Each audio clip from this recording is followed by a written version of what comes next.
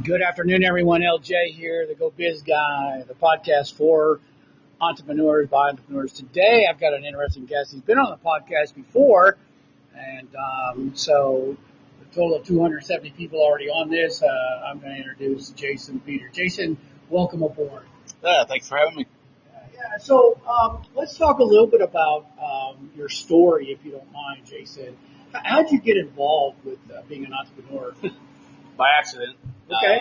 We actually back in 2015, I bought into like a little local restaurant franchise. I thought it was at the time thought it was a good concept, and we bought into it. And about a year in, it just wasn't working. So we could see the writing on the wall, and I figured I had two choices. I could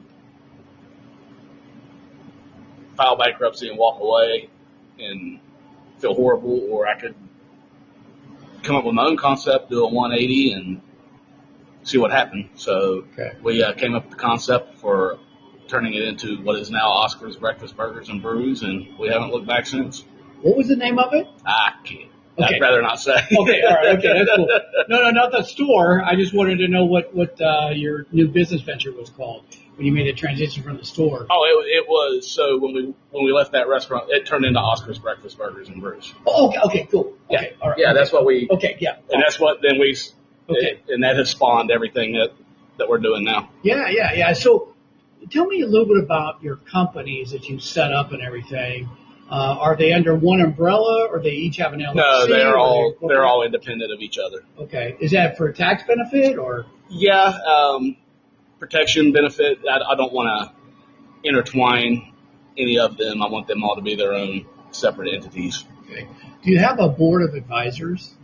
I wish. No, it's just me. Or is it really? Yeah, me. My oldest son, Lucas. He's. And your wife? My wife, my sister.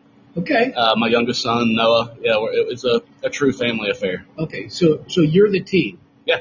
Okay. And so how do you like regulate each other? So are you open to like good, bad, or indifferent, and you throw stuff at each other to say, I don't believe in that. Let's do this. Yeah, there's not a whole lot of I don't believe in that. Okay. I'm kind of the ringleader, I guess, the mad scientist. I come up with an idea, and they'll roll their eyes at me, but then they'll be like, oh, you know what, that actually sounds pretty cool. So we kind of do that, and we all know. I mean, I'm open.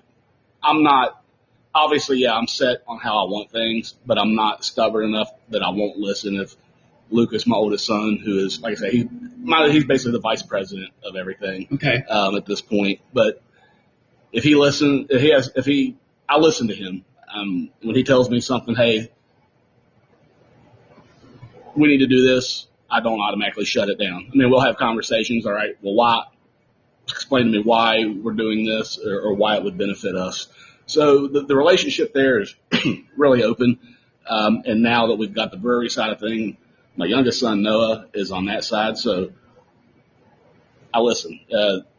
Lucas, my oldest, has taken, he's integral key to scrutinizing pricing, contracts, and things like that, making sure margins are where they need to be. If they're not, how we get to where they need to be. Noah, obviously, on the brewery side, is now not only our brewer, but he manages the brewery as well.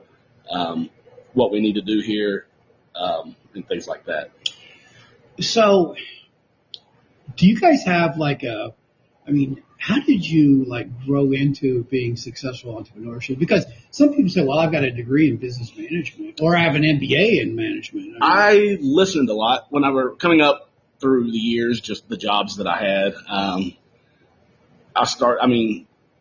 I went from a kid at McDonald's to off to college and then married and kind of figuring out what I wanted to do with life. I ended up being a sales associate at Radio Shack. Oh, did you really? Yeah. So, okay. And I look at things in phases. Like McDonald's, I'll sing the praises of McDonald's. Yes. All day long. They teach you how to have a job. They teach you how to show up every day. They teach you how to work. They teach you how to advance. Now, obviously, a teenager, advancement is only, hey, well, It's limited. yeah, here's 50 cents. Well, Yeah. back then, hell, 50 cents It's a lot. on the dollar or 50 cents on the hour. That was a lot of money Yeah. back then. But then you go, and then all of a sudden, well, hey, you're now a swing manager. Now you're a shift manager. Now you're an assistant store manager. So McDonald's, at least in the past, obviously that's a long time ago when I was there, but the structure that was there, that taught me how to have a job and how to keep moving forward, to not just sit still. So I go from there, and then I end up Radio Shack. Well, that taught me how to actually sell things, how to be a salesman, not just an order taker, how to actually go.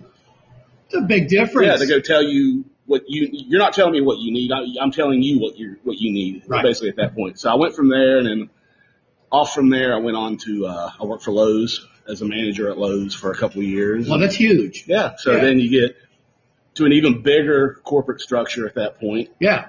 So from there, I go on to, I take a detour into kind of real estate, paralegal, title abstracting, things like that. So I did that for a while, and in 2007, I took a job with State Electric out of Huntington.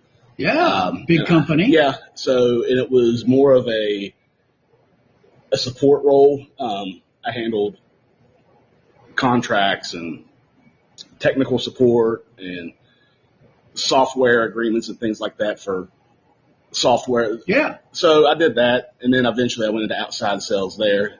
And as I'm doing outside sales there is when we bought into that other company, and then started this company. And I was content. I had a career. I mean, I was happy. They were a good company to work for. I was content. But about 6 months into having Oscars, it was like, we got to go. We got. I figured something out. So, and at the end of the day, I want to be my own boss. I got tired of. That's one thing that I got away from was like, hey man, you had a great quarter, but man, you had a great sales week, but I got tired of that. You're only good as your last at bat. Yeah. So now I try not to treat my staff that way. Like, oh, great, man, we had a great weekend, but we could have been. No, it's not. Yeah, you can always be better, but celebrate your wins. Don't just, man, we could have got that extra grand. No, we didn't. Let's be happy with what we got and keep moving forward, and it'll come. So that's kind of how the approach that I learned to take. That's pretty awesome, because I think a lot of people that have a job, myself included, I went to college for 3 years. I married a coal miner's daughter out of West Virginia. I started raising a family, and I didn't have my degree, but I learned how to fail. I learned how to be an entrepreneur. I learned the economic structure. Yep. I was executive director of a nonprofit junior team that taught kids free enterprise and entrepreneurship. And I gained a lot just from that experience. And so I think experience in life really builds you. And I think you have to look back on the past, because it gives you the momentum to make those decisions while you're working to say, I'm going to do this, but you balanced it. You had, am I yelling at you? No, not at all. But you balanced it, because you had your full-time job, and then you had Oscars, and then you were able to, Oscars start growing, and you made a decision. Yeah, and it's a scary decision. I mean, obviously, I got to go home and convince my wife, hey, I'm leaving the comfort of having benefits. Yeah, and I was kind of like, hey, can I afford? And the way I approached it, I didn't approach it like, I'm going to go off on my own and make all this money. That's not how I approached it. My approach was, I called my bookkeeper, who was my mom at the time. Awesome. I said, can I afford to leave and pay myself what I make at State Electric? And because at the time, every dollar that I made at Oscars went right back into the company. I put it 100% back in to grow that business. I wasn't taking a dime.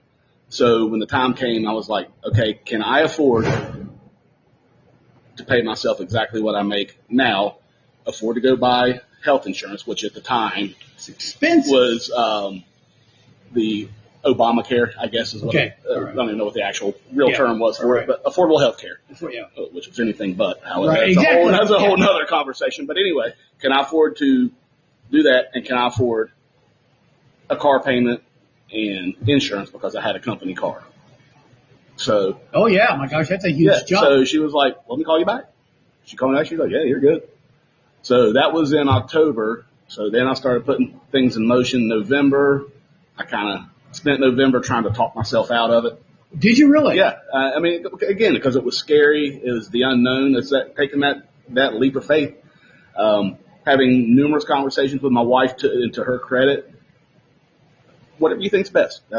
She would never say. Wow, she believed in you. It was just always, are you sure? Are you sure this is what you want to do? I support you no matter what, but make sure it's what you want to do.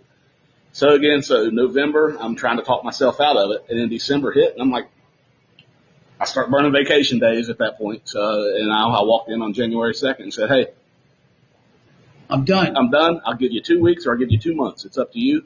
But I won't stay beyond 2 months. I said, don't just throw the keys to somebody and give them the accounts. Let me take them in and teach them and things like that. And they held on to me for 3 weeks, and boom, I haven't looked back. Awesome. Because I think being an entrepreneur is more than people realize. They don't understand. You said you wanted to be a boss for yourself. What does that mean? I guess the stress that goes along with work. I mean, before I'm stressing over somebody else's numbers, I'm stressing over making payroll. Yeah. Well, making from all that stress I used to have to do with another job, I was stressing for somebody else's problem. Okay. Me, all the stress now, it's my stress. It's stressful, but it's my stress. It's stress for me. And like I said, yeah, you're never off work, ever. I mean, I always laugh and say, hey, I was standing in the happiest place in the world in the middle of Disney World one day, placing a Coca-Cola order on my phone. Right. So, I mean, you're never off work. I'm always if I'm on vacation. I was in Mexico 2 weeks ago, and it was just like, hey, man, we got a breakdown. What do we do? So, I mean, I'm literally in paradise working. Right. So, but I wouldn't trade it for the world right now. Because it comes from your heart. Oh, yeah. I mean, the passion of being an entrepreneur and then loving something that, Oscars is one of my favorite places to get a hamburger. Okay. Thank you. I mean, I love that place. Okay. And then to all of a sudden, develop what you developed. How many? Name the companies that you have.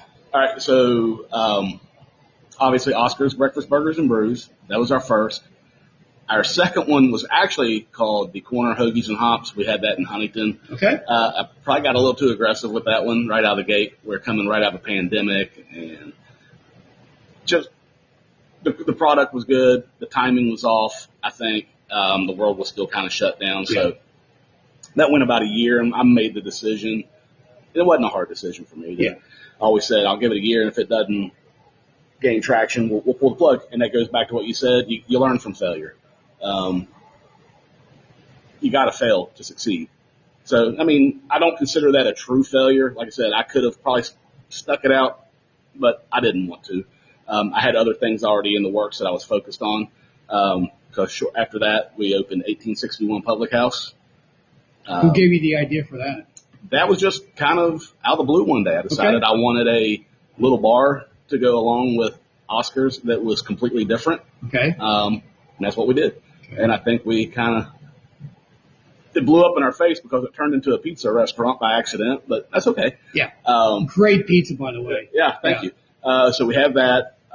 Then shortly after that, I opened Orbit's Record Shop. What possessed you to do that? Are you a rock and roller? Yeah, I love music. I love records. I've always been a record collector. Okay. And what started out was supposed to be my little personal hobby clubhouse, self-serving little business, blew up on us and turned into like a full-fledged record store. We ship records all over the country now. Oh, wow. Yeah, all over the world actually. It's turned into the record store throws a big block party every April. Live music, vendors, beer tents, and everything. So that we've had that for 3 years, and it grows every year. Wow. Then shortly after that, a good friend of mine came to me. He was struggling with his restaurant, which is Giovanni's Pizza in Huntington. Okay. Asked me if I would come on as a partner with him. I said absolutely not. But Right. He kind of got to me a little bit and was like, hey, I need your help. I don't want your money. I want your brain. Can you come in and help? So I am now 50% owner of that as well, which we've pretty much got that one turned around and righted the one the right way. And now, where we sit, Kerber Beer Company. Yeah. Awesome. Yeah, So did 1881, did that spawn the brewery? No, actually, 1861. 1861. The brewery was always supposed to be part of Oscars. Oh. So in the infancy of Oscars, I don't know if you're familiar with the original Oscars location where. Yeah, I was in the corner there. Yeah. So 3 months in, I started already kicking this around my brain. Like, man, I'd kind of like to do our own beer, and it's kind of good friend of mine, Patrick Guthrie, that owns Black Sheep, Bad Shepherd Brewery, and all that.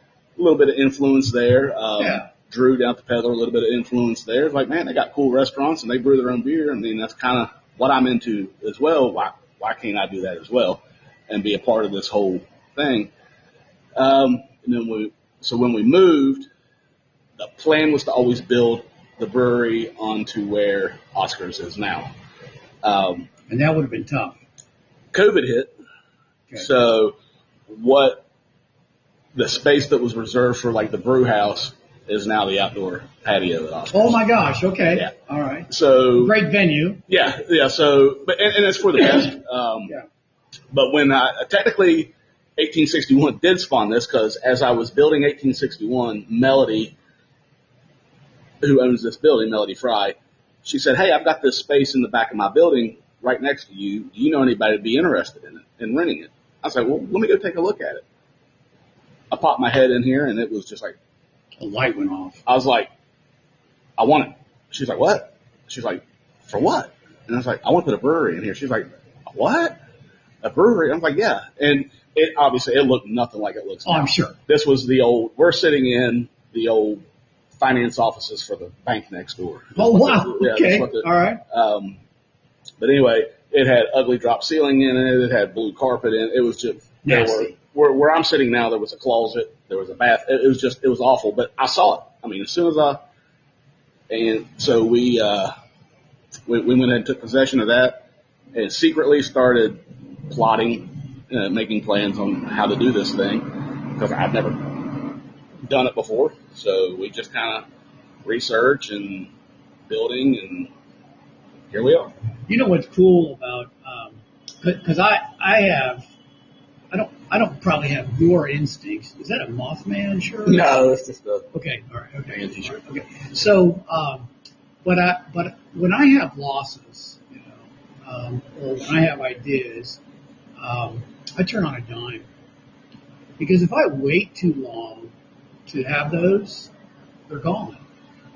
And so I think a true entrepreneur goes with their gut and they stay the course until doors shut. And if doors shut, then guess what? They shut. Yep. Just like those, that one business. After COVID, you shut that down because it wasn't doing any good. I powdered for about a week. Yeah, right. And it was just. And then you move on. But here's the cool thing about that. So now, a lot of the menu that we had there, which I'll die on the hill that everybody enjoyed that food. I mean, it's closed, so why would people still tell me, man, I love that food? Yeah, right. I mean, you can tell me it sucked. I don't care. Yeah. I mean, so we are in the process now of building the food truck for the brewery.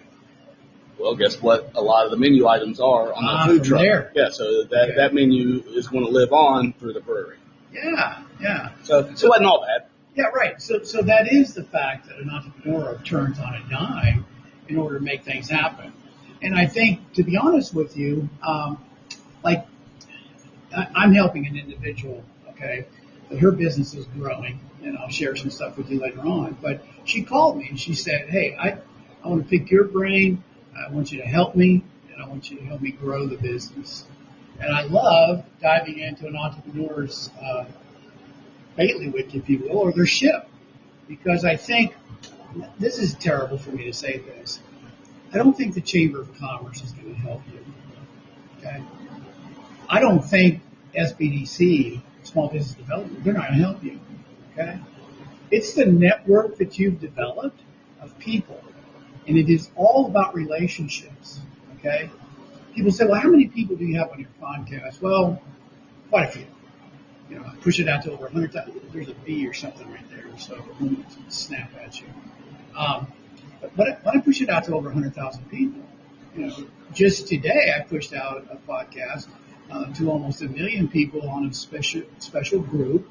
You know, I mean, it's crazy. But I think that you have to just be aware that business people need to help business people. I agree. And that's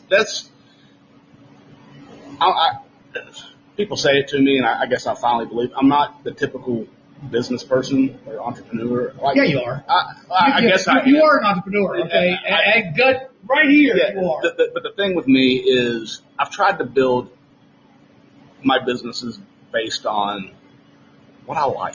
Like I don't want to compromise what I like. Like I feel like, damn it, I'm not dumb enough to know when something's not working to keep on. But just like when we were coming up with the concept for Oscars, and I don't know how much time we have, but go ahead. I can get a little windy on these. Go. Yeah. So when we were coming up with the concept for Oscars, I was traveling a lot with State Electric to larger cities. Yeah. And when I do that, I've always been an underground independent guy. The music I listen to is heavy metal, underground, rock and roll underground. No, not them. But, they do have a great drummer. Yeah. He's from West Virginia area, by the way. Really? Okay. Yeah. But anyway, but I don't like to, so I always like to do it yourself. I like the independence. I'm not a chain guy. Technically, I know I'm part of a chain in Giovanni's. Well, kind of know. It's a regional thing. It is. I'm an independent guy. I'm all about independent. We rarely eat in a chain restaurant unless it's an absolute necessity while we're trying. I mean, we always seek out the independent local restaurants. Right. That's the backbone of every community, independent business. So when I would travel, I would seek out the things I like: burger joints, craft beer places, right, things like that. And so as I'm coming up with the concept for this place, I'm coming up with, to be quite honest, goofy ass ideas. I love it. Yeah. And I was just You're supposed to, though. I was like, man, I can't quite figure it out what we want to do. So, but you draw inspiration from everywhere you go. There's a piece of here, there's a piece of here, there's a piece of here. So I'll never forget. I'm already discussing this with my oldest son, who was 20 at the time, sophomore year of college. Dad, this ain't my thing. I want to run restaurants. I was like, well, let me tell you what we want to do. He's like, I already got a menu. So at 20 years old, he had already had the core Oscars menu. Wow. So I'll never forget, it was election night, 2016, the night that Trump was elected. Okay. And this isn't going to get political at all. But I was in Atlanta, Georgia. Could. I'd definitely not do that. But I was in Atlanta, Georgia. Uh-huh. And we were getting ready to go out to dinner. I had a group of customers with me. We were going to dinner. And I was like, we asked the lady at the desk, hey, is this place across the street good? She's like, no, God, no, don't go there. She said, go to this place 2 blocks away. You'll like it. It's like, okay. So we go down there and we walk in and sit down, and I was like, oh my God, this is it. Wow. This is it. And when I say this is it, it's not, I didn't go in and steal someone's concept. This is it means I could tell that this person, guy, girl, whoever it is, didn't care what anybody else thought. They put what they liked in this place, and that was it. The music was loud. He had pictures of women wearing lingerie, smoking cigarettes on the wall. He had this list of rules that basically said, at the end of the day, don't be a jerk. But, yeah, right. And I was like, that's it. I came home and I said, here's what we're going to do, son. I said, we're going to put everything we like in here and hope like hell everybody else likes it. We like Astros baseball, so we're going to paint the walls orange and put blue lights in here. Our logo is the actual Astros Pantone colors. So, I love it. Yeah. Okay. So we both like, he's a drummer. We both like heavy music. We'll just name our burgers after the bands we like. There you go. Love artwork. So we hung band posters and artwork on the wall. Yes. We played the music we like in there. opened the doors, and like I said, hope like hell everybody liked it, and apparently they did, because here we are. So that's kind of like where I'm at. And the hardest thing for me, going through this journey that I've been on, is trying so hard. And you put yourself out there, and just for some reason, someone decides they don't like you anymore. So you, it's almost like you're at a point where you develop a complex. It is, and it's almost, I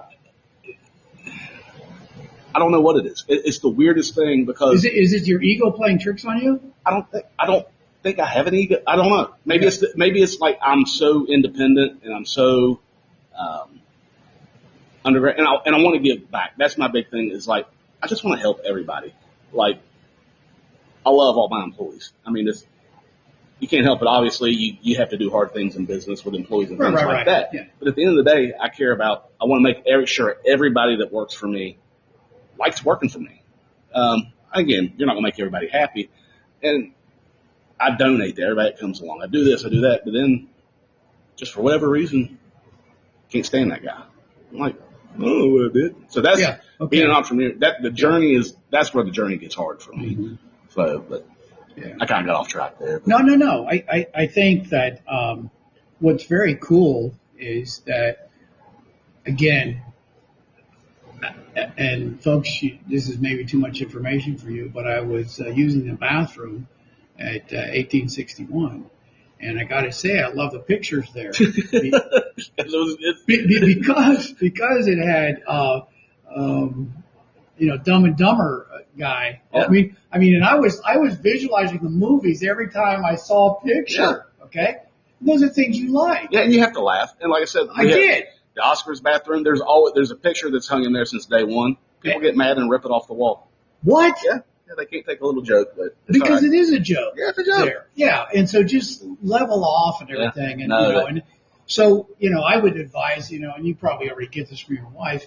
By the way, how did you come up with the name of your beer company? That is my wife's maiden name.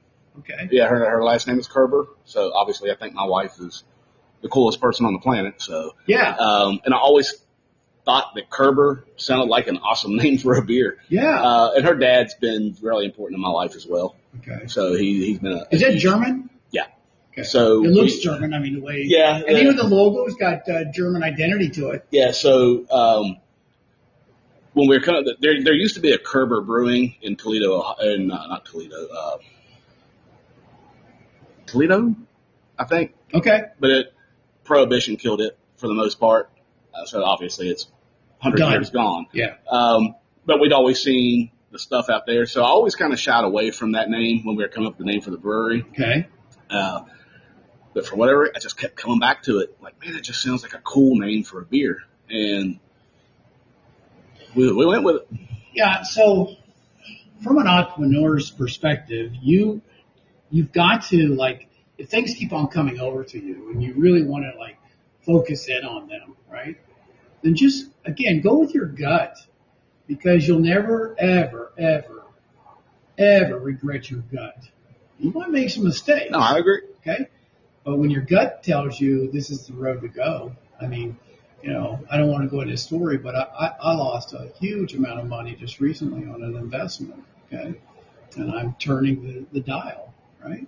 Because if I let there, like, oh my gosh, then I would suck eggs and, put myself in a mental institution, right? Yeah. But you have to just be perseverance, okay? And I think when you're hiring employees, okay, what's kind of the criteria that you use for hiring employees?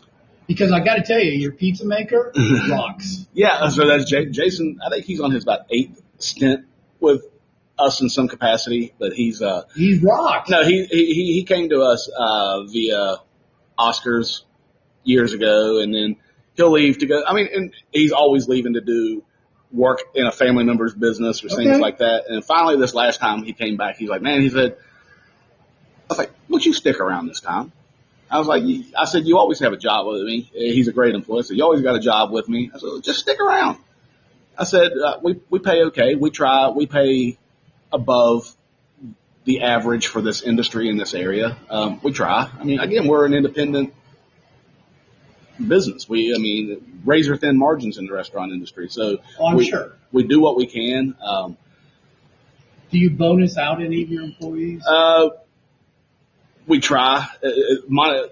Like year-end profits? Not monetarily, no. Yet we're working. Actually, Lucas and I had this conversation a few weeks ago that we're going to sit down and put together some packages to incentivize our employees. We have incentivized with extra vacation time and things like that. We give paid vacation with tenure and things like that. What's tenure? After a year, you get your paid vacation and things like that. Okay. So we things like that. And again, this industry, like I said, especially now with the way the inflation is right now, is just financially is tight. I mean, anybody in this industry is rightly nervous. Why is it difficult for people? Why don't they want to work? Why is it like everywhere you go in the restaurant world, help is wanted. Help is wanted. And then there's the workforce out there that doesn't really want to work. I don't understand the problem. I don't know. I've been lucky, I think. Obviously COVID hit, people got paid to stay home. Right. That was a big part of it, but I had a lot of people that didn't. They like, you know what? No, we're coming back. Okay. We returned pretty much 100% of our staff after COVID. We've hung on to most of them. I don't know. I'd like to think that we're good people to work for. I don't know. That's hard. I'll be honest. I think that plays a big role too. Okay, because if you're a kind of person that somebody wants to work for, it doesn't really matter. And so I think I talk about sometimes about human resources. Okay, so how do you treat your people? Yeah, and kind of go back. I will say this, and hopefully I don't piss anybody off out there, but this industry has lost a lot of people just based on how they're treated by the public. I mean, I bet. People are rude. Something happened after COVID where people got mean. Like, really? They're mean. They are mean. I mean, and I'm not saying generally. Yeah. I mean, there's some brutal things that are said. There's some brutal things that get sent to me about my restaurants. I mean, and it's just like, and the hardest thing for me to read is like, we're going to mess up. Hey, you're going to make mistakes. Yeah, I mean, you're not perfect. Do we want to? Absolutely not. Right. But the thing that I've seen a lot lately is they end their message with "do better." Come on, man. I mean, to me that strikes a nerve, and that, like, I'm not intentional. Like, I spend every day of my life, every second of every day, trying to get better. Right. Trying to make my business better, trying to make my life better, trying to make my community better. Don't tell me to do better. Say, hey, man, you screwed up my meal. What can we do to fix this?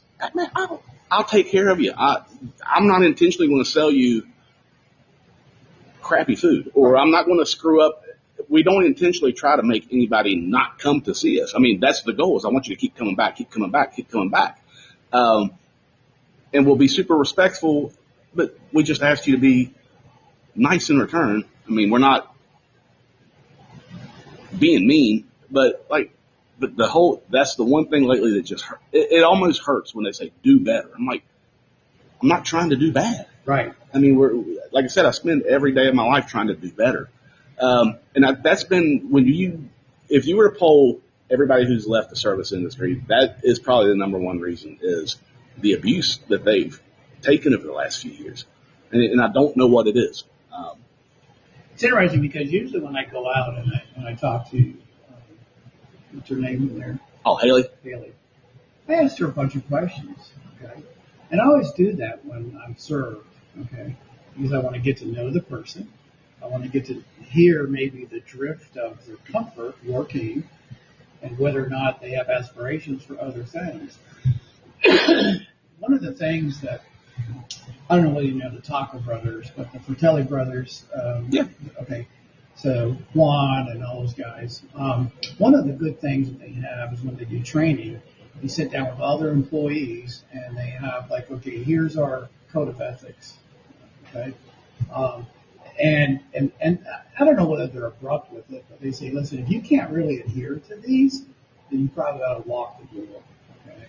Okay? Because we have certain code of conduct that we want to do here. Okay? But I don't. But you know what? Their retention factor is really high with employees. They don't have a big turnover. And that's the thing. And speaking of that, one of my favorite things is find people who care about your business as much as you do. Right? Yeah. So, I mean, if you do that, it'll kind of take care of itself. I've got great managers throughout the company that care. I mean, they legit. And I'm bad about. I'm horrible at asking for help. Nope. I'll take care of it. No. Oh, okay. Interesting. Let me do it. Tell me, what do you need me to do? Like, so I'm almost like too easy. I'm like, I don't overload the managers. I'm just like, no, I'll do it. They're like, no, that's why I'm here. Tell me what you need me to do. Right. So that's the thing that I have to learn is to let go. All right, fine. You go do it. And I've gotten much better at it. Like used to, they would tell me, get out of here, leave, get out of here. So finally I leave and I get out of there. Yeah. And I think they're probably it was especially before I had everything else going on. Like the brewery's been consuming me for the last year and a half. So they're probably happy as hell that I have this because you're not there. He's over there doing this and leaving us alone. So, but yeah, I mean, I'm not saying I micromanage or anything like that. I couldn't stand to be under a thumb. Well, yeah, when I did it. Here's part of the issue is that because of your passion and you want to see everything good, okay, then you want to through your eyes you want to manage them, right? And you want to kind of like do some things, and so I had a consulting business. I had 5 consultants, okay. And we consulted hospitals, we consulted all kinds of folks, okay, attorney firms, the list goes on. Worked with Marshall University on some huge projects, but anyway. One of the things I did do is I put all my trust in them. I could care less. So I paid him. My hourly rate was $250 an hour. They got paid $175 an hour. I always paid them first. Okay. It got to a growth point where I was almost going to buy company cars for them, and I just treated them like royalty, right? I just constantly did really good things for them, and we had meetings, but it was always like, okay, what's the feedback? Like, you probably do it. Like, how can we improve this? And how can we make it better and stuff? And I think when you put people in management, I think it's really good because you handpick those people. And you want them to do good. And it just makes sense. So, you need to go? No. Okay. All right. So yeah, I think it's amazing, to have people, and it's tough because it was tough for me to just like I almost kind of wanted to micromanage them. We met with attorney firms, and I was just the guy sitting there and being the project manager. Right. Just while I was doing it. Sometimes I'd get up and walk around and pinpoint to AT&T or pinpoint to my guys and say, well, here's what I think we could do to tweak this, and then I'd sit down. And so at any rate, I think an entrepreneur has some really good skill sets for people skills because his business is all based around people, right? Yep. I mean, and that's all you want to do is you want to just be a better person. Yeah, that's all I want to do. And like I said, I kind of. So how do you become a better person? What's your daily activity for that? For me, yeah, I just keep moving forward and trying to improve my community. I'm a big proponent of leaving my community better than I found it. Okay. I guess growing up, I'm born and bred Huntington, Barboursville kid. I love it. So, poor growing up, didn't have anything. So there was a point when I was a kid, I was heading down the wrong path. Okay. Luckily, my mom saw it quick enough, and I have a single mom, worked her ass off, but she was present enough to see that, this could be a problem. So she moved us out of Huntington, moved us to Barboursville, which obviously changed the course of my life. Yeah. Ended up meeting who is now my wife, and here we are. So, but growing up here, what do you always hear? Man, there's nothing to do here. Nothing to do. Yeah, there is. Just look around. So now I'm trying to help with that problem. Okay, well, here, I'm creating this to do. I'm creating this to do. So that's all I want to do. And I'm not trying to ruffle feathers. And everybody's like, well, why do you got to do alcohol and everything? Just because that's the world that I know. I mean, I'm not trying to get everybody drunk, but I'm creating social spaces. That's that's what we're trying to build here. Just places for people to gather and have fun. And I think we're doing an okay job of it. Yeah. Do you have a ritual that you do in the morning to wake up, drink coffee? Wake up, drink coffee. I'm lucky enough now to most mornings I get to see my granddaughter. Oh, cool. Yeah, my youngest son, our head brewer here, he's got a 1-year-old little girl. So that's first thing I get to see every morning. I love it. He brings her over. My wife keeps her during the day, and I get to see her. So basically I have breakfast with her every morning. So that's become a huge part of my day. And then I have a 6-year-old grandson as well. So when he's not in school and he comes over, and I get to have it with both my grandkids. So that's kind of where I'm headed to in my life. I'm getting to the point that when I get all this stuff up and running, having fun, and then I can go do what I want, travel, and be a grandpa. That's awesome because I think, I don't know whether you know this or not, but my wife passed away some time ago with brain cancer, and I lived in Asheville. Sold the house and moved back to West Virginia. And the other reason why I moved back to West Virginia is to be near my kids. Okay? And I think being semi-retired, I am retired, but I will probably pass away being an entrepreneur. Okay? I will go to my grave with ideas in my head about how I can benefit the world of business. And the family is key. That's the most important thing in my life right now is my family. And I'm lucky. And trust me, it's not lost on me how lucky I am. I feel like it's not quite imposter syndrome, but it's like, I think. Should I be here? There's a whole lot of luck involved in this, I think. I believe that. I mean, obviously, I've done something right. I figured some things out, but there's also a bit of luck that goes along with it. But I'm blessed now to be able to wake up every day, see my wife, obviously, my grandkids, and then I work with both of my sons every day. I see both of my sons every single day. Yeah. It doesn't get any. I see my sister every day. Now, my sister works for me, and she's my office manager. I see my mom regularly. She's in it. My mom is no longer my bookkeeper. It hired a CPA. It outgrew her a long time ago. But she comes by and I see her, and she's an entrepreneur at heart too. She had businesses of her own. She retired and she couldn't stand it no more. So now she's buying and selling Blenko glass. I mean, that's her new thing. So I guess it's kind of in the blood a little bit. It is. But at the end of the day, I'm extremely lucky. I get to hang out with my family all day, every day. So, yeah, I think it's amazing. And so if you were to kind of share some thoughts with entrepreneurs, what would you kind of share with them today? Don't be afraid. I mean, it's scary. I mean, for those that are right there, do I take that step? Do I take that step into the unknown? Man, go for it. I mean, it's just, you fail, you fail. I mean, what's the worst that's going to happen? You're going to pout for a month or so, right? And life goes on. Now, obviously, it could be devastating. I mean, that's easy to say that if you invest a lot of money in it, but you got to work it. You can't just, well, I got this idea to open this business, and I got the money to do it. There it is. You got to work it. It's a lot of hard work. You're rewarded at some point. I didn't think that day was ever going to get here to where, oh my God. Right. I mean, my feet hit the floor at 5 a.m. and they didn't come up till 1 in the morning. So, but now it pays off. I do have the freedom now. Like everything that even with everything that I'm still building and that I'm in the middle of, I do have the freedom to where me and my wife will up and go away for a weekend, or we'll go on vacation for a week whenever we want to. Yeah.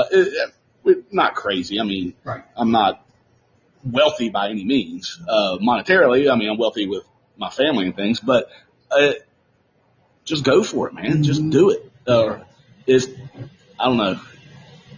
I think you're spot on, Jason. And I just really want to thank you for being with me today and your insights and everything, and just wish you Godspeed on your ventures and everything, because I just wish the world had more of you in order to share with your family and build as you want to build and forget about the fear. So, well, thank you.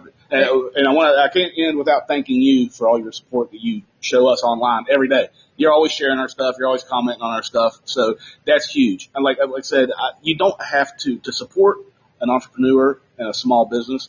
You don't have to give them money. So in the world that we live in with social media and things like that, a simple share of a post or a simple shout out or something goes a long way. Yeah, and I do that with a lot of my entrepreneur friends. I mean, because small business owners in my heart. Yeah. So thank you so much, and we'll